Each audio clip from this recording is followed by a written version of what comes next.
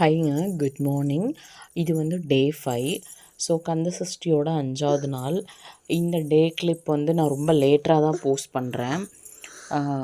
இன்றைக்கி வந்து என்ன பண்ணியிருக்கேன் பார்த்திங்கன்னா, அவளும் பனங்கற்கண்டும் தான் வந்து நான் வந்து நெய்வேத்தியத்துக்கு வச்சுருக்கேன்.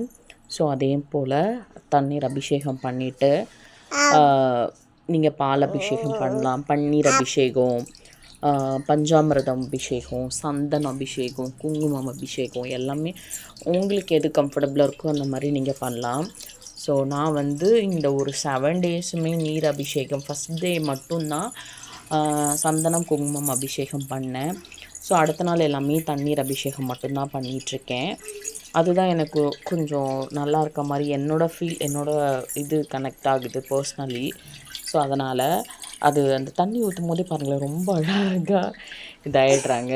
நான் வந்து எப்போதுமே வந்து பூவை வச்சுட்டு தான் தண்ணீர் ஊற்றுவேன். ஸோ அந்த பூவிலேருந்து அந்த தண்ணி சொட்டுறது, அந்த சீனரி எல்லாம் ரொம்பவே அழகாக இருக்கும்.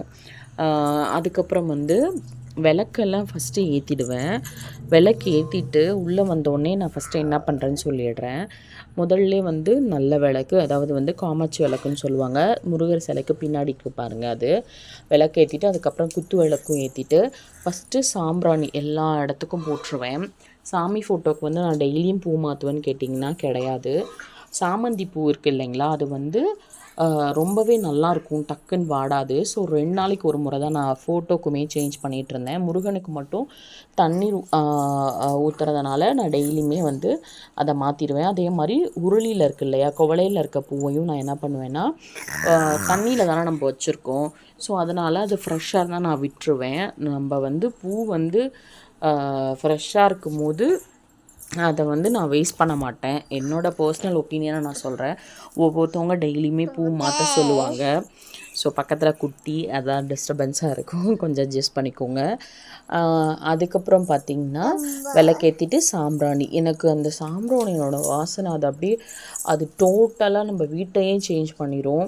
நீங்கள் ஃபீல் பண்ணுவீங்களான்னு தெரில. நான் போடுற மாதிரினா வீடே புகை மண்டலம் மட்டும்தான் இருக்கும்.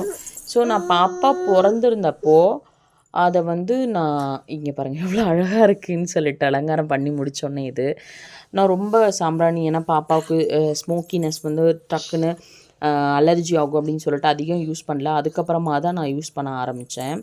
ஸோ எனக்கு செவ்வாய் வெள்ளி நார்மல் டேலே குளிச்சுட்டு வந்து விளக்கு ஏற்றிட்டு சாம்பிராணி மட்டுமாவது பொருத்தி வைப்பேன். எனக்கு ரொம்ப அது ஒரு மாதிரி டிவைனாக இருக்கும், நல்லாயிருக்கும். எனக்கு தெரிஞ்ச மாதிரி வந்து ஃபோட்டோஸ்லாம் எடுத்துகிட்டு இருந்தேன். எனக்கு பார்க்க ரொம்ப அழகாக இருந்துச்சு. முருகர் என்னை கைவிட மாட்டார், நான் நினச்சதை எனக்கு கொடுப்பார், என் கஷ்டங்களை போக்குவாருன்னு சொல்லிட்டு ரொம்ப நம்பிக்கையோடு தான் இதை பண்ணிகிட்ருக்கேன். ஸோ ஆல்மோஸ்ட் இது 1 month ஆகிடுச்சு, ஃபினிஷ்ட் ஆகிட்டு. நான் தோணுது வந்து பாதி வந்து கடவுள் வந்து எனக்கு முடிச்சு விட்டுருக்காரு, முருகர் பக்கத்துலேயே இருந்து. ஸோ இன்னமும் மீதியை வந்து கண்டிப்பாக எனக்கு வந்து உதவுவார்னு நான் நம்புகிறேன். ஏன்னா அவ்வளோ ஒரு ஹோப், எதனால் இவ்வளோ பிடிக்குதுன்னு தெரியல முருகரை. அப்படியே முருகா அப்படின்னு சொன்னாவே எனக்கு அப்படியே கண்ணு கலங்கும், உடம்பெல்லாம் சிலுக்கும்.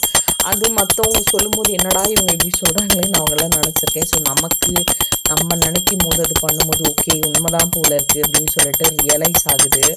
அந்த மாதிரி தான் அதே சாங், முருகருக்கு பிடிச்ச சாங்லாம் போட்டுட்டு சாமியை வேண்டிட்டு நான் அதை அப்படியே பார்த்துட்டே கொஞ்சம் நேரம் உட்காந்துருப்பேன்.